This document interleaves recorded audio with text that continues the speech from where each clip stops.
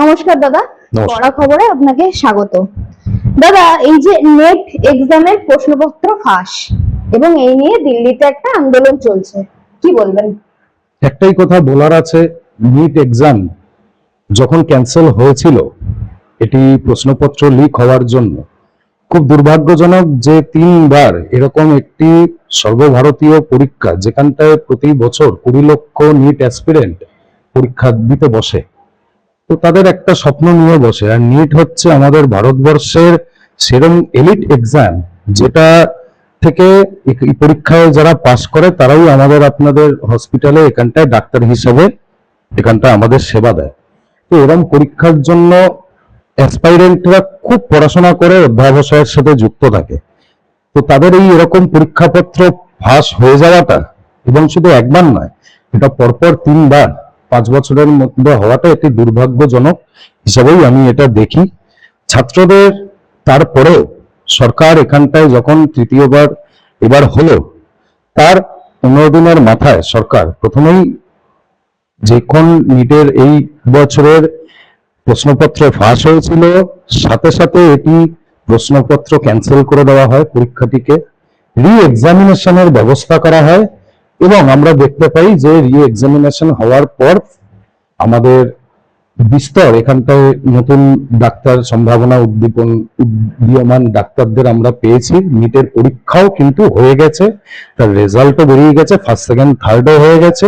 আর NEET অ্যাসপিরেন্টদেরকে আমরা দেখছি কোটা রাজস্থানের এখানটায় খুব উল্লাসের সহিত তাদের যে রেজাল্ট তারা এখানটায় করছে, সেলিব্রেট করছে। কিন্তু যে প্রাণগুলো আজকে হারিয়ে গেল, সেই প্রাণগুলো কিন্তু আজকে এই পরীক্ষা প্রশ্নপত্র ফাঁস যদি না হতো আমরা এই প্রাণগুলোকে বাঁচিয়ে রাখতে পারতাম, কিন্তু দুর্ভাগ্যজনক এই প্রাণগুলোকে আমরা বাঁচাতে পারিনি। তবে তোমার ক্যামেরার মাধ্যমে একটি কথা বলবো, আজকে এই যে কোটা রাজস্থানের কথা উল্লেখ করলাম, এই কোটা রাজস্থানে দেখবে কোটা ফ্যাক্টরি বলে একটা ওয়েব সিরিজ হয়েছিল।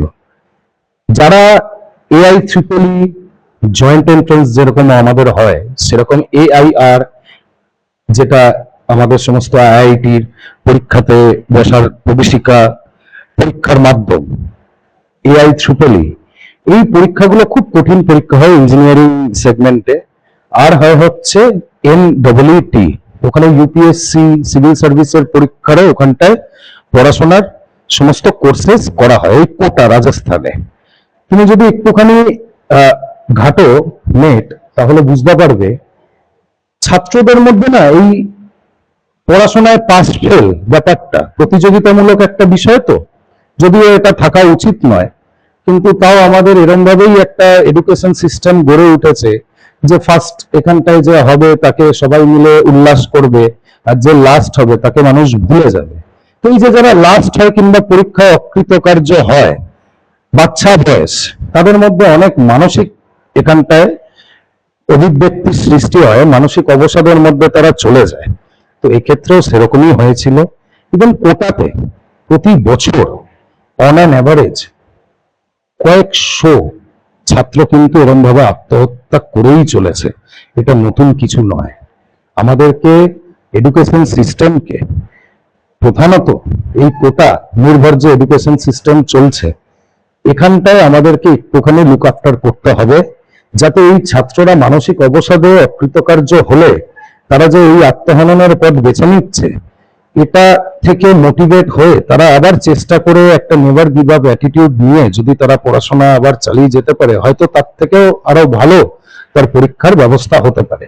এবার আমরা কি দেখলাম, এই CJP, ককরোচ জনতা পার্টি বলে, যেটি একটি ইনস্টাগ্রামে একটা অ্যাকাউন্ট খুলে সেই ওভারনাইট একটা পপুলারিটি পেল, প্রায় 2.2 মিলিয়ন এদের ফলোয়ার্স হয়ে গেল 3-4 দিনের মধ্যে। অভিজিৎ দিককে যখন ফলোয়ার্স হয়েছিল তখন সে আমেরিকায় পড়াশোনা করছিল, সে তারপরে এখানটায় বলল ভারতে আসবে। এই CJP পার্টি কি এবং কেন আমরা খুব ভালোভাবেই বুঝতে পারছি। ভারতীয় জনতা পার্টি ভারতবর্ষ সহ পৃথিবীর সব থেকে বৃহৎ রাজনৈতিক গণতান্ত্রিক দল, তাকে এখানটায় মিমিক করে এই cockroach Janata party. Why cockroach? তার কারণ সুপ্রিম কোর্টের প্রধান বিচারপতি এই লয়ারদেরকে, যারা কোনো ল পড়াশোনা না করে শুধুমাত্র রাজনৈতিক ভাবে এখানটায় ওকালতি করতে আসে রাজনীতির পতাকা ধরে, তো তাদেরকে সম্বোধন করে তিনি এই ককরোচ ওয়ার্ডটি ইউজ করেছিলেন। It was not for the other student, এটা ছিল হচ্ছে স্পেসিফিক ওই সময় ওই এজলাসে যে কেসটি উঠেছিল সেখানটায় এমন একটা ঘটনা হয়েছিল, তো সেখানটায় আমাদের চিফ জাস্টিস অফ ইন্ডিয়া এই ককরোচ ওয়ার্ডটি ইউজ করে। তো এই ওয়ার্ডটিকে টেনে নিয়ে এই অভিজিৎ দীপকে এই ককরোচ জনতা পার্টি করে অ্যাকচুয়ালি এই টোটাল যে মোডাস অপারেন্ডি এদের আছে, এটি হচ্ছে এরা এখন একরকম নিশ্চিত যে ভারতবর্ষের যে উন্নতি প্রগতি 2015-14 থেকে চলে যাচ্ছে, যেখানটায় আমরা কখনো চতুর্থ বৃহৎ অর্থনীতিতে পৌঁছে যাচ্ছি, আমরা সামরিক দিক থেকে পৃথিবীর তৃতীয় বৃহৎ শক্তি হিসাবে আছি, এবং গ্লোবাল পলিটিক্স আমরা যে এখন ভারসাম্যের দিকে আছি, যেখানটায় রাশিয়া ইউক্রেনের যুদ্ধ হলে সেখানটায় নরেন্দ্র মোদীকে, সে শুধু আজকে আমাদের দেশের যশস্বী প্রধানমন্ত্রী নয়, সে সারা পৃথিবীকে পথ দেখাচ্ছে যে ভারতবর্ষ কিরম ভাবে তাদের নিজেদের ডিমান্ড, নিজেদের দেশের 140 কোটি নাগরিক খাতায় কলমে যে আছে তাদের পেট ভরে, তাদেরকে তাদের মধ্যে 80 কোটি মানুষকে রেশন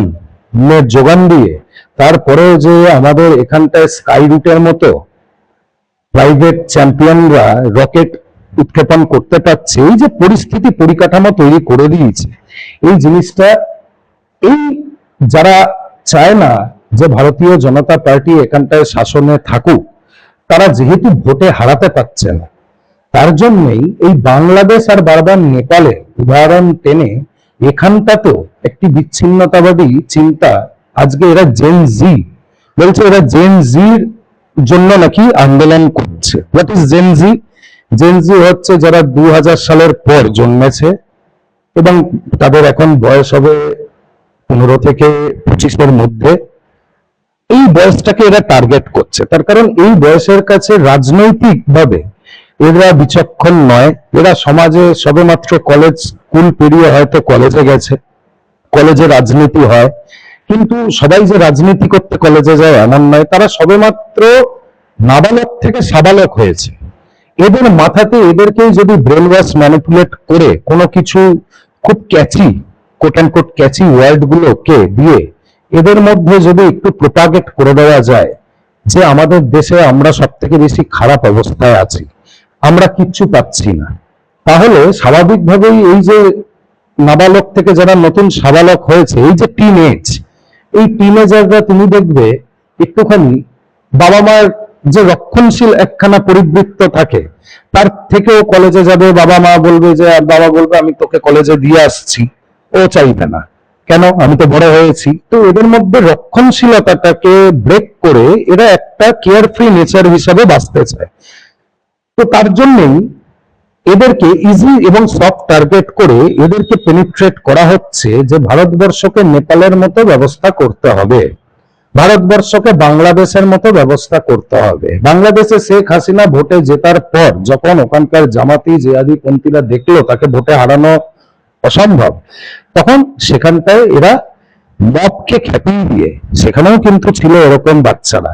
তুমি মনে করে দেখবে 5ই আগস্ট 2024-এ আমার এখনো মনে আছে, আমিও সকালবেলায় ওই ছবিটা যেখানটায় 2 হাত খুলে একজন দাঁড়িয়ে আছে আর সামনে থেকে একজন পুলিশ তাকে বুকের মধ্যে 2টো গুলি করলো, ওই যে ছাত্রটা, ওই ছবিটা আমাকেও কিন্তু প্রভাবিত করেছিল যে কি হলো, কেন হলো। পরে যখন আমি ঘটনার সম্পর্কে আরো বুঝলাম, জানলাম, 1-2 দিন পেরিয়ে গেল, তখন আমি বুঝলাম বিষয়টা কি হয়েছে।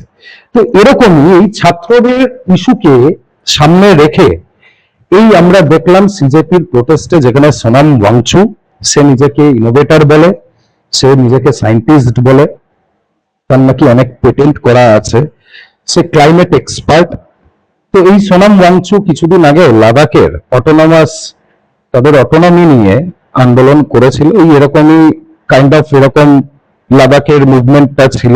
সেখানটায় তাকে এটাও বলতে শোনা গেছে যে চাইনিজ আর্মি যে আমাদের এলএসিতে থাকে, তো সেই এখান থেকে যদি লাদাখ থেকে ওরা ইনফিলট্রেট করতে শুরু করে, তো তো যেহেতু নাকি ভারত সরকার অটোনমি দিচ্ছে না লাদাখকে, তো তার জন্য লাদাখের তিনি জনগণকে উস্কেছিলেন যে চাইনিজ আর্মি আসলে তাদেরকে ছেড়ে দেবো আমরা রাস্তা, ভারতের মূল ভূখণ্ডে ঢোকার জন্য তাদেরকে টর্চ দেখিয়ে দেখাবো।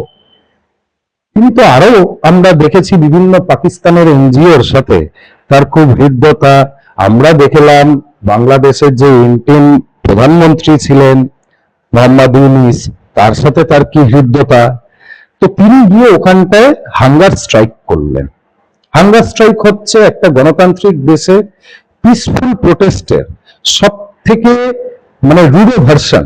এরপরে হাঙ্গার স্ট্রাইকের পর আর কোনো পিসফুল প্রোটেস্ট থাকে না, কিন্তু হাঙ্গার স্ট্রাইক দিয়েও একদা আমরা বিভিন্ন দাবি দাওয়াকে আমরা করার চেষ্টা করেছিলাম। তো এখানেও এরকম চেষ্টা হয়েছিল, কিন্তু আমরা যখনই দেখলাম, আমিও খুব অ্যাফ্লুয়েন্টলি এইটাকে ফলো আপ করছিলাম এই সিজেপির প্রোটেস্টটা।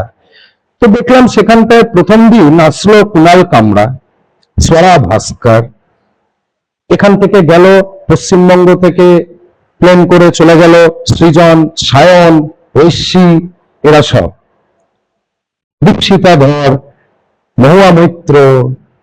এটি অ্যাকচুয়ালি ছিল ইন্ডি ব্লকের একটি প্রোপাগেটিভ সিজেপি নামক একখানা শ্যাডো পেছনে থেকে সরকারকে, নির্বাচিত সরকার, সেই নির্বাচিত সরকারকে কিভাবে টপল করা যায় নেপালের মতো, বাংলাদেশের মতো, এর একখানা প্লেবুক। এই প্লেবুকটি কাদের? এই প্লেবুকটি হচ্ছে ডিপ স্টেটের। এই ডিপ স্টেট এই প্লেবুক করেই বিভিন্ন দেশের, শুধুমাত্র আজকে এই নেপালের বাংলাদেশের কথা আমি বলবো না, বিভিন্ন দেশের কিন্তু সরকার এর গদি পাল্টেছে। কখনো ভেনেজুয়েলায় আমরা দেখছি ট্রাম্প প্রশাসনকে, ভেনেজুয়েলার ওখানকার প্রধানমন্ত্রীকে এয়ার লিফট করে এখান থেকে তুলে নিয়ে চলে যাচ্ছে। তো এরকম জিনিস এরা করে থাকে। তো এই সিজেপির ওখান থেকে আসলো কি, তিলক তরাজু আর তলোয়ার উসকো মারো জুতে চার। তিলক মানে কি বলছে? ব্রাহ্মণরা তিলক কাটে। তরাজু মানে যারা সমাজের ব্যবসায়ী শ্রেণী হয়, তারা তোলমোল করে তরাজুতে। আর তলোয়ার কারা? ক্ষত্রিয়। এরা বলছে এদেরকে জুতো মারতে।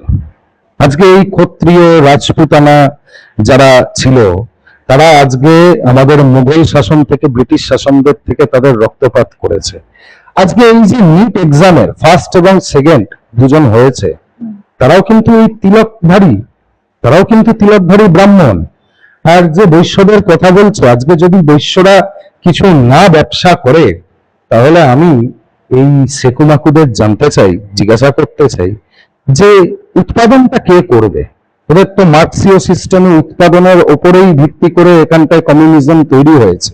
তো উৎপাদন এরা কারা করবে? অ্যাকচুয়ালি এরা হচ্ছে অ্যান্টি এস্টাবলিশমেন্ট। ভারতের যে উন্নতি প্রগতি, এই উন্নতি প্রগতিটা আমেরিকা, মার্কিন মুলুক খুব ভালো চোখে দেখছে না।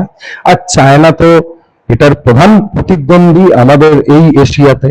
তো তার জন্য কোন ক্রমেই এই দুই যে শক্তি আছে, মহাশক্তি, এদের সম্মিলিত প্রচেষ্টাতে কখনো আমরা দেখতে পাচ্ছি কৃষক আন্দোলন, রাজকেশ টিকায়েটের, কখনো আমরা দেখতে পাচ্ছি এই সিএএ কে নিয়ে আমাদের মুর্শিদাবাদের এখানটায় জঙ্গি আন্দোলন, যেখানটায় ট্রেন পুড়িয়ে দেওয়া হচ্ছে।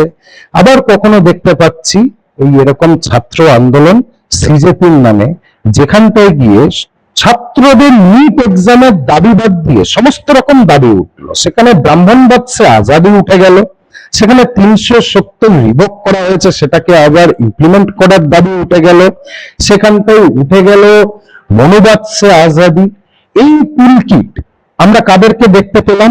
যাদেরকে আমরা এই ইন্ডি ব্লকের অন্যান্য শ্যাডো যে আন্দোলনগুলো আছে, যেমন দীপিকা পাদুকোন, এনার মুখ সাধারণ ভাষায় খোলে না। আমি সোনাম ওয়াংচুকে জিজ্ঞাসা করতে চাই, করা খবরের মাধ্যমে তার কাছে যদি পৌঁছায়, তিনি উত্তর যদি দেন, যে আমাদের পশ্চিমবঙ্গে যখন 26,000 জন চাকরি আজকে এই তৃণমূল দল 7,000 জনকে টাকা নিয়ে যে ভর্তি করেছিল, তার জন্য যে একটা কোর্টের কলমের খোঁচায় 26,000 জনের চাকরি চলে গেছিল, পথে বসেছিল তৃণমূল সরকারের, ব্রাত্য বসুর নেতৃত্বের সরকারের। সেই সময় পুলিশরা আমরা দেখেছিলাম কিভাবে তারা বিকাশ ভবন ঘেরাও করতে গিয়ে তাদের পুলিশ পেটে লাথি মেরেছিল। সেই সময় কোথায় সোনাম মঞ্চতে টিচারদের পাশে এসে দাঁড়ায়নি? কিংবা আমরা পশ্চিমবঙ্গ ছাত্র সমাজ যখন নবান্ন অভিযান করেছিলাম অভয়াদির বিচারের লড়াইতে, আমাদের দাবি ছিল দফা 1, দাবি 1, সেই মমতা ব্যানার্জির পদত্যাগ। তখন যখন আমাকে সহিত আরো 200 জন প্রোটেস্টারকে পুলিশ বিনা কারণে অ্যারেস্ট করলো, আমাদের জন্য তো তিনি এখানটায় হাঙ্গার স্ট্রাইক করেননি, তিনি দিল্লিটাকে বেছে নিলেন লাদাখের পর।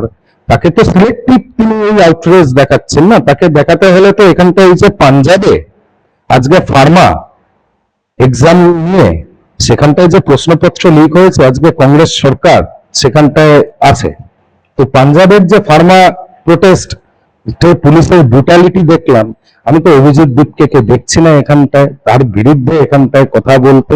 এদের সিলেক্টিভ আউটরিচ হচ্ছে প্রথমে ধর্মেন্দ্র প্রধান, অ্যাকচুয়ালি ধর্মেন্দ্র প্রধান নয়, এদের মোডাস অপারেন্ডি হচ্ছে যে কোনো মুহূর্তে যে কোনো ভাবে নরেন্দ্র মোদীর গিরবান তক ইসকো জানা है। তো এরা তাই এখন পার্লামেন্টে যাচ্ছে এবং নরেন্দ্র মোদীর ইস্তফা চাইছে। ইতিমধ্যে আরেকটা বিষয় এসছে, সেটা হচ্ছে ধর্মেন্দ্র প্রধানের পদত্যাগের দাবিতেও আন্দোলন হচ্ছে আর কি। এই বিষয়টা ওনার কি আপনার কি মনে হয় যে ওনার দরকার পদত্যাগের, কি বলবেন? দেখুন, আজকে তিনি শিক্ষামন্ত্রী, তার মন্ত্রিত্বের অবস্থায় একবার নয়, দুবার নয়, 3বার প্রশ্নপত্র এখানটায় হয়েছে। আপনাকে খুব ভালোভাবে এখানটায় এই যে সমস্যা, এর রুট অ্যানালিসিস করতে হবে। মন্ত্রী কিন্তু তার দপ্তর থেকে এই প্রশ্নপত্র হাতে পাচ্ছেন এবং তিনি তার ক্লোজ অ্যাসোসিয়েটদেরকে হোয়াটসঅ্যাপ আর টেলিগ্রাম করে সেটার ছবি পাঠিয়ে দিচ্ছে, এরকম তো নয়। অভিজিৎ দীপকে এরকম অভিযোগ করছে না, সোনাম মঞ্চও করছে না, তো করছে কারা? এই শিক্ষা দপ্তরের যারা আধিকারিক আছে, এরাই কিন্তু যেই প্রেস থেকে এখানটায় প্রশ্নপত্র তৈরি হচ্ছে, সেখান থেকে কোনো WBCS র্যাঙ্কের অফিসার সেটিকে গার্ড দিয়ে কোনো স্কুল যেখানটায় কলেজ হোক সেই তার কাছে পৌঁছে দিচ্ছে। এই যে আধিকারিকরা আছে সরকারি, আজকে তো যারা ধরা পড়েছে তারা তো আধিকারিক সরকারি, তো এই সরকারি আধিকারিকরা কিন্তু এই জিনিসটা করছে। সরকারকে সচেতন থাকতে হবে এবং সতর্ক থাকতে হবে, একটা ফুলপ্রুফ প্ল্যান বানাতে হবে যে কি করে এরকম যে প্রবেশিকা পরীক্ষা, সর্বভারতীয় প্রবেশিকা পরীক্ষা যেগুলো বছরে একবার হয়, আর সেখানে 20 লক্ষ এরকম লক্ষ লক্ষ মানুষ যেখানটায় পরীক্ষা দেয়, সেই পরীক্ষাগুলো যাতে এরকম ইজিলি বছরকে বছর যেরকম হচ্ছে, সেই প্রশ্নপত্র যাতে ফাঁস না হয়ে যায়, তার জন্য প্রয়োজনে কম্পিউটিং পদ্ধতিতে এখানটায় আমরা করতে পারি। আমরা জয়েন্ট যেমন দিতে যাই, সেখানটায় আমরা কম্পিউটারে বসে প্রবেশিকা পরীক্ষা দেই, তো এই ব্যবস্থা এরা করতে পারে। তো আমরা এটাই বলার, সরকার আর একটু সজাগ সতর্ক হোক, বিশেষ করে শিক্ষা দপ্তর, যাতে আগামীতে এরকম ভাবে আর প্রশ্নপত্র না লিক হয়, আমি এইটুকুই বলতে চাই। স্যার আরেকটা প্রশ্নে যাবো, সেটা হচ্ছে এই যে বিভিন্ন সংস্থা থেকে এই ককরোচদের অনুদান পাওয়ার অভিযোগ উঠেছে এবং অখিল ভারত হিন্দু মহাসভার সহসভাপতি সতীশ কুমার আগরওয়াল মামলা দায়ের করেছেন কোর্টে, দিল্লি হাইকোর্টে, কি বলবেন? একটাই কথা, যে মার্চ মাসে FCRA বিল পার্লামেন্টে পেশ হয়েছিল এবং আজকে FCRA 2.0 পোর্টালও কিন্তু লঞ্চ হয়ে গেল দেশের মাননীয় স্বরাষ্ট্রমন্ত্রী অমিত শাহর তত্ত্বাবধানে। এর মানেটা কি? FCRA এই যে আমাদের মিশন আছে, মিশনারি অফ চ্যারিটি, চ্যারিটির নাম করে যে ধর্মান্তকরণ চললো এত বছর ধরে, যার জন্য নোবেল পেলেন মাদার টেরেসা, আরো কত কি রামান ম্যাগাজি পুরস্কার পেলেন কতজন বাইরের ব্রিটিশ বিভিন্ন এলিট ইনস্টিটিউশনের বড় বড় গালভরা পুরস্কার নিয়ে আসলেন। এরা কি করে? এই ভারতবর্ষে NGO তৈরি করে ফেলে। এই NGO গুলোর থেকে ফরেন ফান্ড আসে। ফরেন ফান্ড কোথা থেকে আসে? CJP প্রোটেস্টে ভিডিওতে বলতে শোনা যাচ্ছে যে ডেলিভারি দেয়, সে বলছে দুবাই থেকে তাকে নাকি 2000 প্লেট, দুবাই থেকে 2000 প্লেট এখানটায় ফুড পার্সেল টাকা পাঠিয়ে দেওয়া হয়েছে ভারতের কোন NGOর অ্যাকাউন্টে। 8 বার এরকম নাকি গত 8 দিন ধরে 2000 প্লেট করে দুবাই থেকে একজন পাঠাচ্ছে টাকা। আজকে দুবাইতে কটা স্কুল আর কটা ইউনিভার্সিটি আছে? দুবাইতে কত মানুষ এখানটায় পড়ছে আমি জানতে চাই। তাদের এই লুট নিয়ে দুবাই নিজে তার দেশে কটা ডাক্তার তৈরি করছে আমি জানতে চাই, আমি জানি না। ভারতবর্ষ এখানটায় পরীক্ষার কি হলো না হলো, সেখানটায় দুবাই থেকে একজন এত সহমর্মী হয়ে টাকা পাঠিয়ে দিচ্ছে। এগুলো ভাবতে হবে এই টাকাগুলো আসছে কোথা থেকে। Rockefeller, Rothschild, Melinda and Bill Gates foundation, এই যে নামগুলো আমি বললাম, ফোর্ড ফাউন্ডেশন, এইসব ফাউন্ডেশন গুলো, জর্জ সোরস, এই যে ফিলান্থ্রপিস্টরা আছে যারা পৃথিবীর বিত্তশালী লোক, মূলত আমেরিকা এদের জায়গা, এরা চায় না যে ভারত নিজের পায়ে স্বাবলম্বী হয়ে দাঁড়াক, রেজিলিয়েন্ট হয়ে দাঁড়াক। এরা চায় ভারত আমেরিকার নির্ভরশীল হোক। তাই ভারত যাতে নিজের পায়ে না দাঁড়াতে পারে, খুঁটি শক্ত না করতে পারে, তার জন্য আজ 2014 থেকে 2026 এই 12 বছরে 44 বার প্রধানমন্ত্রী নরেন্দ্র মোদীকে এরকম ভাবে নেপাল বাংলাদেশের মতো সরিয়ে দেওয়ার চক্রান্ত করলো আর মুখ থুবড়ে পড়লো। এফসিআর বন্ধ আর অক্সিজেনের পাইপলাইন কেটে গেল, এই যে টাকার স্রোত যদি কেটে যায় তাহলে তো রোগী ছটপট করবে। তোমাকে একটা ছোট্ট উদাহরণ দিচ্ছি। তুমি যাদবপুর ইউনিভার্সিটির 4 নম্বর কলেজ গেটে চলে যাও, খুব চর্চিত 4 নম্বরে সবসময় আজাদির ওখানে স্লোগান হয়। তার ঠিক অপোজিট ফুটেই তুমি 2-3টে দোকান দেখতে পারবে। বয়স্ক বৃদ্ধরা কেউ চা বিক্রি করছে, কেউ অন্যান্য জিনিস বিক্রি করছে। তার পাশে আমি একটা বইয়ের দোকান লক্ষ্য করলাম। আমি ফুটপাথ দিয়ে হাঁটতে হাঁটতে আসছি, আমি বইগুলো দেখলাম, বইগুলো লেখা আছে সমাজতান্ত্রিক বই, কমিউনিস্টদের বই, কমিউনিস্টদের মুখপত্রিকা আমি বলতে পারি। আমি এবার জিজ্ঞাসা করলাম দোকানদারকে যে এই দোকানের মালিককে, সে দোকানের কর্মচারী ছিল এবং তার ঠিক নিচে ব্যানার দিয়ে মালিকের পরিচয় পেলাম, Kaushambi foundation. Kaushambi foundation CPM এর, কমিউনিস্টদের বই 4 নম্বর গেটের বাইরে বিক্রি করছে। আজকে এই যে এরা আজাদি আজাদি করে যাদবপুরে ফ্ল্যাগ পোড়াচ্ছে, নরেন্দ্র মোদীর বাব্যাপান্তর করছে, এদের এই টাকাগুলোকে কে ইনফিউজ করছে? আমি জানি না কৌশাম্বী ফাউন্ডেশন ইনফিউজ করছে কিনা, কৌশাম্বী ফাউন্ডেশন কোথার থেকে টাকা পাচ্ছে কিনা। তোমরা এখানে সাংবাদিক আছো, তোমরা একটু নিরপেক্ষভাবে তদন্ত করো, হোয়াট ইজ কৌশাম্বী ফাউন্ডেশন। আরেকটা প্রশ্নে যাবো, সেটা হচ্ছে বিধানসভা থেকে গতকালকে মার্শাল দিয়ে কুণাল ঘোষকে বের করে দেওয়া হয়েছে, কি বলবেন? একটাই কথা, উনি এরম ঘাট ধাক্কা খাওয়ার অভ্যাস করেনি।